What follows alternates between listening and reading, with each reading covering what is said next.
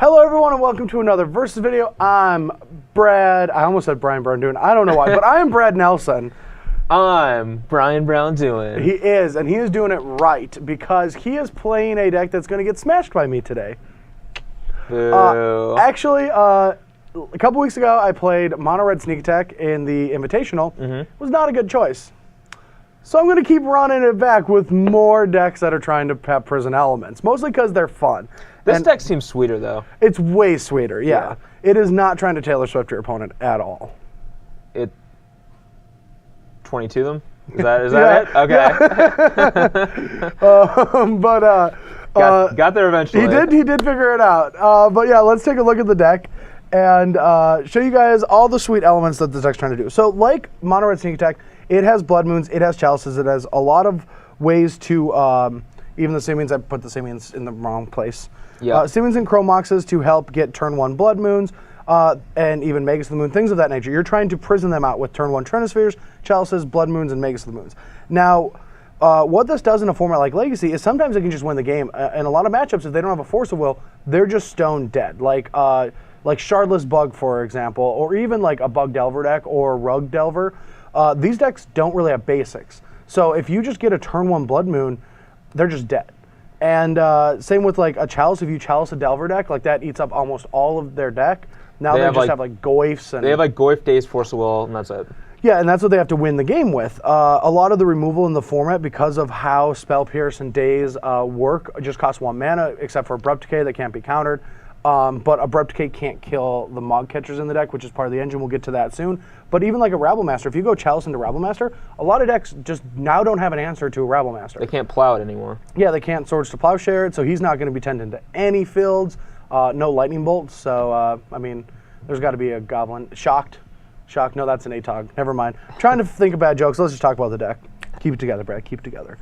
We've got 4 Cavernous Souls. You can do it, Bradley. Yeah. I got faith. We've got 4 Cavernous Souls to help out with our Goblin theme. So all of our Goblins now are uncounterable. And let's get to those. So we have Goblin Rabblemaster is what I'm considering the best card to come out of M15 and one of the most powerful cards to come out in years. Yeah.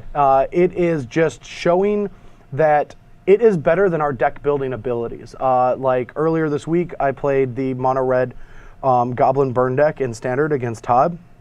Beautiful deck, worked really well, and it's a new way for Goblin Rabblemaster to attack. And the more I play with this card, the more it is just becoming my favorite Standard card. And it might just be my favorite card moving into a new set.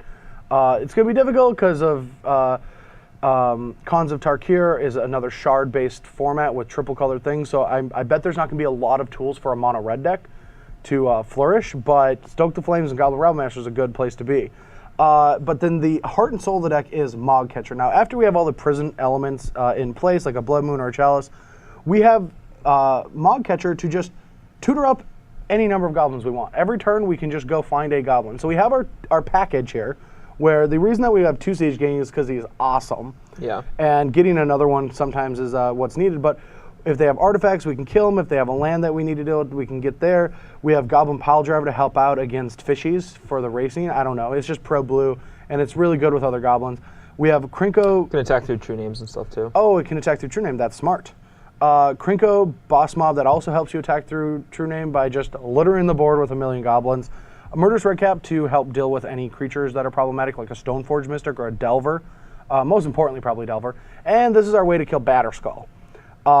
And that's what the deck does. We have a couple of GTAs even during the prison element parts of the game that we can just like equip and get some value out of. Yeah, one of the like key defining things about this deck too is you have Magus of the Moon and Blood Moon turn all their lands into mountains, and you can use Goblin Settler and Kiki Jiki to destroy their basics.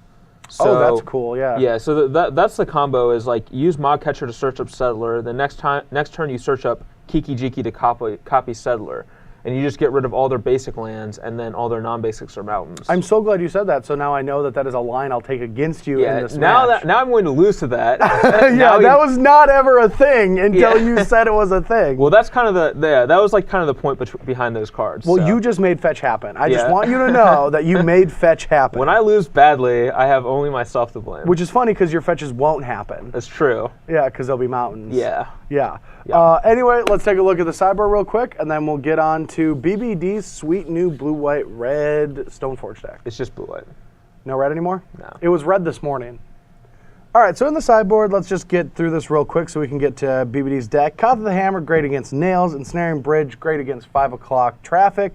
Goblin Sharpshooter, perfect for any time you're in any dart competition in a local bar. Dismember, great against 100-handed one. Yep. Sulfur Elemental is probably one of those science experiments gone wrong. Have no idea why Leyline of the Void's in the deck because it's black. You can't even cast it. Like, I mean, Your opponent casts Show and Tell. Oh, that makes way more sense. Into play. I don't even want to talk about this card because it's so boring. That was terrible. Emrakul is in here when you draw too many lands, so you can just cast it. Has nothing to do with its triggered ability when it goes in the graveyard at all. And then Sting Scourger is in the sideboard just to show why breaking the color pie is bad, because this should not exist. You should not be able to bounce things in a red deck.